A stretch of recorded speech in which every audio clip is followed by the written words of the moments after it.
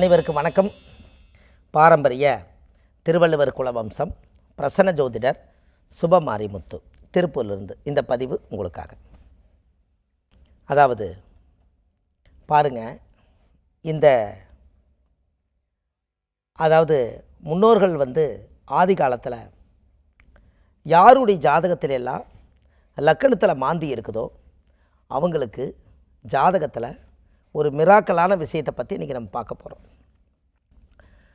இந்த மாந்தி சூரியனுடைய மகன் சனி, சனியுடைய மகன் தான் மாந்தி. இந்த மாந்தினால் எத்தனை குடும்பத்தில் அந்த நெகட்டிவ் கர்மா லக்கணத்தில் போய் மாந்தி உட்காந்துட்டா முதல் நல்லா யோசிச்சு பாருங்கள். சனிய கர்மா, அவருக்கு பிறந்தவர் இவர் மாந்தி.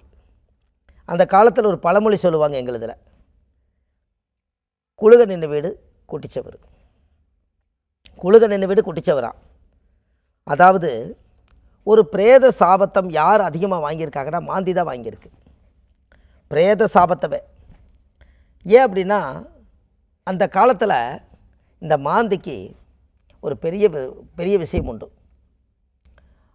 அவர் ராவணனுடைய மனைவி இந்திரஜித்து, அவர் கர்ப்பமாக இருக்கும்போது இந்த குழந்தை இறந்தே பிறக்கணுங்கிறது விதி. ஆனால் இது 9 கிரகத்தை கூப்பிட்டு ராவணனே சொல்கிறாராம், எனக்கு தெரியாது, என் குழந்தை என்ன மாதிரியே நாட்டை ஆளணும், என்ன மாதிரியே நாடை பதவி ஆளணும், என்ன மாதிரியே எல்லாமே செய்யணும், உயிரோடு தான் பிறக்கணும்னு கட்டளை விடுறாராம். ஆணை விடுறாரு, கட்டளை விட்டால் நடத்தியே தீரணுமா. ஆனால் அவருக்கு என்ன பவர்னால், அவர் ஒரு சிவன் பக்தர். ராவணன் சிவன் பக்தர். 9 நவகிரகங்களையும் படிக்கட்ட அடுக்கி வச்சு அதுக்கு மேலே உட்கார்ந்து தீர்ப்பு சொல்லக்கூடிய அளவுக்கு பவர் உள்ளவர். அப்பேற்பட்டவருடைய மனைவிக்கு குழந்தை பிறக்குது, அது இறந்தே பிறக்கணுங்கிற விதி.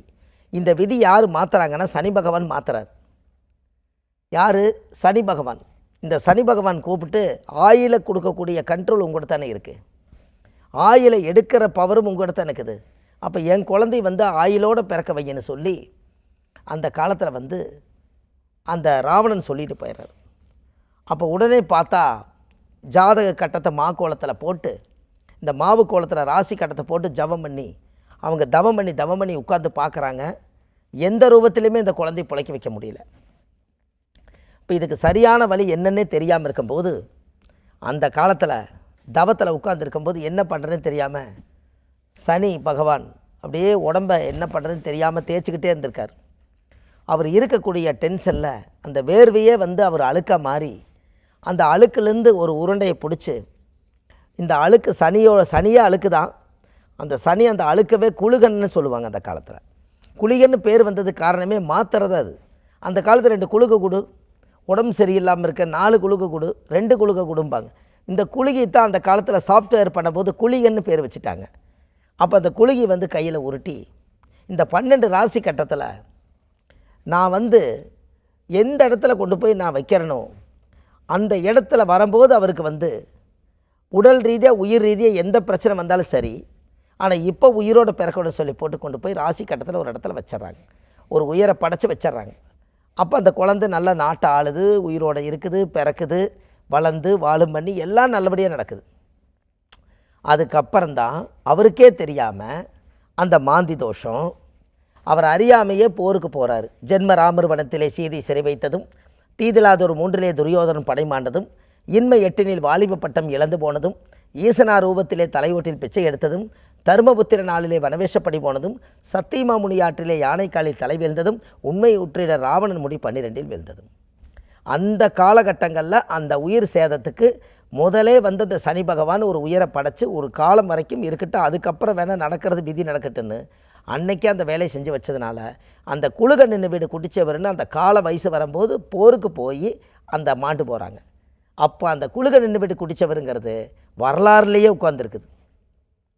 அப்போ இதெல்லாம் என்ன ஆச்சரியம். இதையத்தான் நம்ம லக்கணத்தில் மாந்தி இருந்தால் இது ஜாதகருக்கே இந்த பிரச்சனைகள் வந்துடக்கூடாதுங்கிறதுக்கு தான் அந்த விஷயத்தை நம்ம எடுத்து இந்த உலகத்துக்கு கொடுத்தோம். நீங்கள் நல்லா யோசிச்சு பாருங்கள், லக்கணத்தில் மாந்தி இருந்தால் அவங்க பிறந்து வளர்ந்து தலையெடுத்து நல்லா இருந்திருப்பாங்க. நாளுக்கு பாருங்கள் அவங்க முகத்தில் அந்த தேஜஸ் இருக்காது, அப்படியே முகமெல்லாம் அப்படி லைட்டாக கருப்பாகும். நீங்கள் வேணால் அவங்கள கூப்பிட்டு செக் பண்ணிப்பார். அப்புறம் அப்படியே பார்த்தீங்கன்னா ஒரு காலையில் எழுந்திரிச்சு உட்காந்தோடனே நெகட்டிவாக தான் யோசிப்பார், பாசிட்டிவாக யோசிக்க விடாது. ஏன்னா அது பிரேத தோஷம். அவங்க முன்னாடி தான் இந்த இறப்புகளெல்லாம் நிறைய கண்ணுக்கு தெரிஞ்சு போயிட்டே இருக்குது. இன்னும் லக்கணத்தில் மாந்தி இருக்கிறவங்க இறப்பவே நேரில் பார்ப்பாங்க. அப்படின்னு பாரு, இதுக்கெல்லாம் தான் ஒரு பரிகாரம் நம்ம சொல்லியிருந்தோம். என்ன சொல்லியிருந்தோம்? விஸ்வாமித்திர கோயிலுக்கு போய் அந்த கோயிலில் போய் சாமி கும்பிட்டு வந்தால், பௌர்ணமி அன்னைக்கு அந்த கோயில் போயிட்டு வந்தால் உங்களோட பிரச்சனை தீரும்னு நம்ம சொன்னோம்.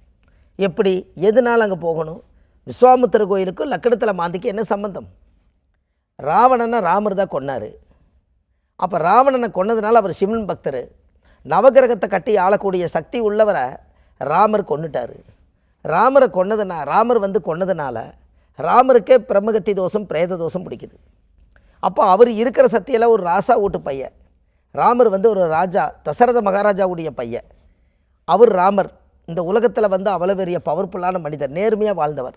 அவருக்கே பிரம்மகத்தி தோஷம் பிடிக்குது. அப்போ விஸ்வாமித்திரர் எங்கிருந்து வர்றாருன்னு கேட்டிங்கன்னா, தசரத மகாராஜாவுக்கு குடும்ப ஜோசியர். ஜாதகத்தை பார்த்து ராமர் பிறக்காதுக்கு முன்னாடியே இந்த ஜாதகத்தை பார்க்குறாரு. என்ன பார்க்குறாரு? அதாவது எனக்கு குழந்தை பிறக்குமான்னு தசரத மகாராஜா கேட்குறாரு. உடனே ஜாதகத்தை பார்த்துட்டு, இது புத்திர தோஷம் உங்களுக்கு கிடையாது, புத்திர யாகம் செய்தால் உங்களுக்கு ஆண் குழந்தையே பிறக்குன்னு சொல்கிறார்.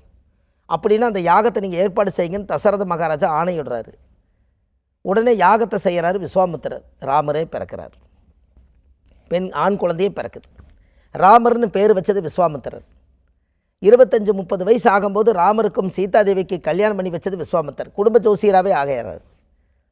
அதுக்கப்புறம் தான் அவருக்கு பல சோதனைகள் சீதாதேவியை ராவணன் கடத்திட்டு போனோன்னே ராமருக்கு கோபம் வருது.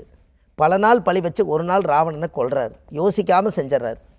இதை செஞ்சதுனால வந்த பலன்தான் ராமருக்கே பிரேத தோஷம் பிடிச்சது. அப்போ அவர் மூல குருவல்லவா. தசரத மகாராஜா கருவலை உருவாகாதுக்கு முன்னாடியே தசரத மகாராஜாவுடைய மூல குருவல்லவா விஸ்வாமித்திரர். அப்போ அவர் எங்கே இருக்கிறாருன்னு அவர் தியான நிலையில் பார்க்கும்போது, திருநெல்வேலி மாவட்டம் கூடங்குளம் விஜயாபதி விஸ்வாமித்திரருடைய ஆலயத்தில் தான் அவர் அங்கே பிரதிஷ்டையாயிருக்கார்.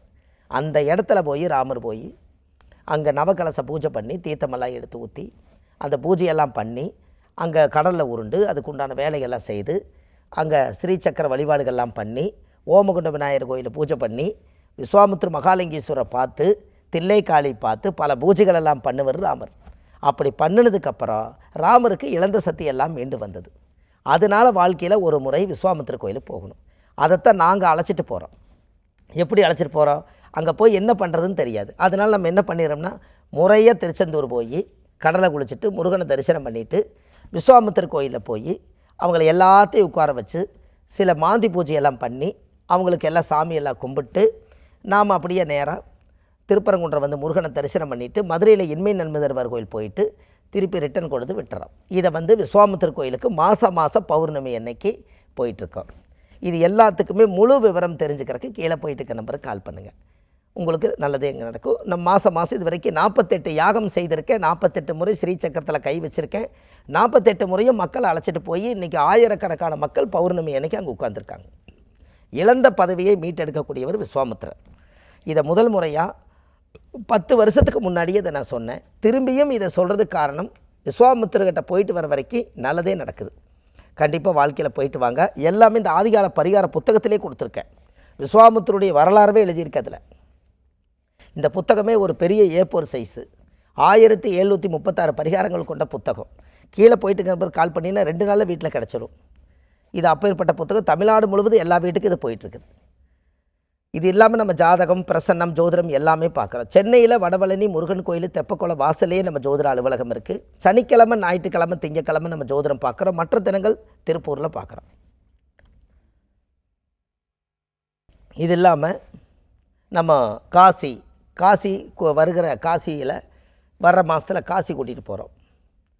காசி கூட்டிகிட்டு போய் எல்லாம் காசி ராமேஸ்வரம்லாம் போயிட்டு வரோம். வள்ளுவர் வாக்குன்னு யூடியூப் சேனல் வச்சுருக்கேன். இது எல்லாமே மக்களுக்காக. இது ஒரு 1500 பதிவுகள் கொடுத்துருக்கோம். இதெல்லாம் கீழே போயிட்டு இருக்க நம்பருக்கு கால் பண்ணினாலும் உள்ளே போய்ட்டு அந்த விஷயமெல்லாம் உங்களுக்கு கிடைக்கும். எல்லாமே ஒரு சுப மாரிமுத்துன்னு யூடியூப்பில் போட்டிங்கன்னா ஏட்டு ஜட்டு எல்லாம் வந்துடும். எல்லாமே மக்கள் நலனுக்காக செய்தது தான்.